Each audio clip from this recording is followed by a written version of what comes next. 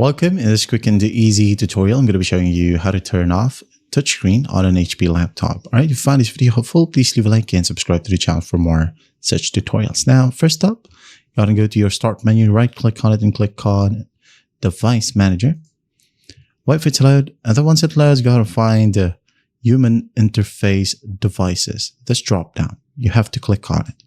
Now, as you can see here, it seems a lot, but all you got to do is just find HID compliant touch or HID compliant touchscreen. All right. So whenever you find HID compliant touch or touchscreen, you'll have to right click and then disable the device. Do not uninstall it, just disable it. Now, if you can see multiple, again, HID compliant touch or touchscreen, just disable them all. And then once that's done, it will ask you to restart your computer. If it doesn't ask you to restart your computer, just go ahead and manually restart yourself. Now, if you want to enable it back on, just go ahead and go back to the same exact settings or page.